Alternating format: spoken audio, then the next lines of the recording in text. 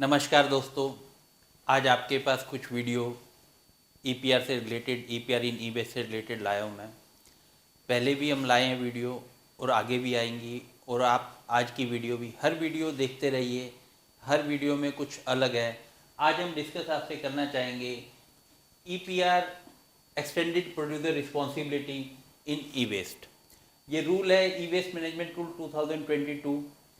ये सीपीसीबी की वेबसाइट पर रिलेटेड है और ये इफ़ेक्टिव फ्रॉम 1 अप्रैल 2023 से है। ये किस पे एप्लीकेबल है, कौन कौन इसके क्राइटेरिया में आते हैं। इसमें हर मैन्युफैक्चरर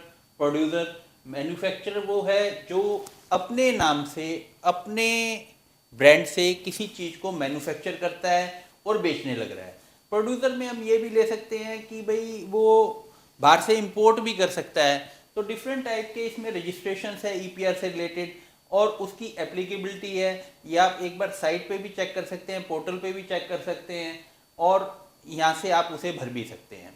कोई भी रजिस्ट्रेशन है वो 5 ईयर के लिए एप्लीकेबल होता है। उसके बाद किसी ने पहले ऑफलाइन मोड में ले रखा है तो उसे भी अब ऑनलाइन मोड में उसे रजिस्टर करना पड़ेगा। इसी के अकॉर्डिंग जो टारगेट्स हैं, पहले जो ऑफलाइन मोड में टारगेट कंप्लीट होते थे, अब रीसाइक्लर पोर्टल भी ऑनलाइन हो गया है। अब आपको ऑनलाइन ई वेस्ट से रिलेटेड सर्टिफिकेट खरीदना पड़ेगा।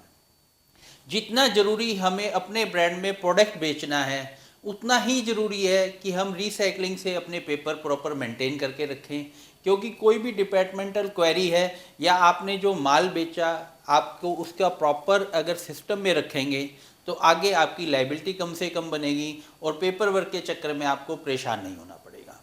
हम आपकी ईपीआर से related each and every, starting to end every help कर सकते हैं। लाइक आपको ईपीआर से रिलेटेड कोई कंसल्टेंसी चाहिए, हम वो दे सकते हैं। आपको रिटर्न फाइलिंग में कोई दिक्कत है, हम उसमें आपकी हेल्प कर सकते हैं। प्रोडक्ट के अकॉर्डिंग क्या उसका लाइफ टाइम बनता है, हम आपको वो बता सकते हैं। आप अपने प्रोडक्ट का HSN कोड शेयर करोगे तो हम आपको ये बता सकते हैं कि ये ई वेस्ट का पार्ट है या नहीं है। तो इससे रिलेटेड आप चाहे तो गवर्नमेंट की वेबसाइट भी देख सकते हैं, क्योंकि डिफरेंट टाइप की अमेंडमेंट आती रहती है टाइम टू टाइम।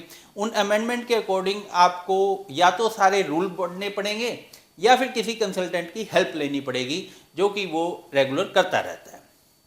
अब ईपीआर की फाइल कैसे भरनी पड़ेगी, इसके लिए trade name, legal name, mobile number, email ID, GST, IC, pan, ये डॉक्यूमेंट्स रिक्वायर्ड है, जो कि आपके पास जब आप फाइल भरनी शुरू करेंगे उस टाइम पे आपके पास ये डॉक्यूमेंट होने चाहिए। या आप किसी और से भरवाएंगे तो भी आपको ये डॉक्यूमेंट देने पड़ेंगे।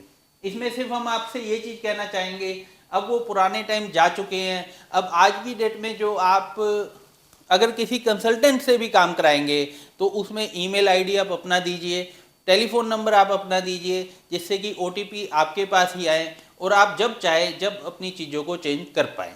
आप किसी के ऊपर डिपेंडेंट नहीं रहेंगे। ये डिफरेंट पेपर्स की रिक्वायरमेंट है, जो कि ई वेस्ट से रिलेटेड जब भी कोई फाइल आप भरोगे जब आपको चाहिए। इसमें एक पेपर आता है CA certified sold sold in the market according to financial year. तो इसमें ये डॉक्यूमेंट आपको CA से अटेस्ट कराना पड़ेगा कि आपने इतनी सेल पास्ट 10 ईयर्स में, 7 ईयर्स में, 5 ईयर्स में उस चीज़ से रिलेटेड करी है। इसमें कई चीज़ें ये आती है, कईयों के डाउट्स आते हैं कि भाई हमने कंपनी तो खोली है अभी और हम पहली सेल कैसे देंगे। तो पहली सेल नील है भाई, जब आपने कंपनी खोली है उसी के बाद की सेल दे सकते हो, उससे पहले की तो आप दे नहीं सकते। तो उससे पहले की सेल सारी आपकी नील काउंट होगी। ये एक डिजिटल चेकलिस्ट भी है इनकी कि ये डॉक्यूमेंट्स आपको चाहिए, आप एक बार इसमें गो थ्रू हो सकते हैं। और अगर आपको कोई इससे रिलेटेड डाउट है तो आप पूछ भी सकते हैं। कोई सेल्फ डिक्लेरेशन से रिलेटेड है, कोई एनक्लोजर से रिलेटेड है, ROHS से रिलेटेड है तो पूछ सकते हैं। वैसे CPC भी साइट पे सारा दे रखा है, हमने भी उसी में से लिया है। और आप इसमें रिलेटेड जो जो डॉक्यूमेंट आपके पास नहीं है उसके भी रिलेटेड जो डॉक्यूमेंट लगने हैं वो इन्होंने बता रखे हैं, और आप उसके अकॉर्डिंग SOP को देख सकते हैं। और इससे रिलेटेड अगर आपको फिर भी कोई डाउट हो, मैं आपके साथ एक बार ई कोड और डिस्कस करना चाहूंगा। एक बार हम फाइल को बैक कर लें।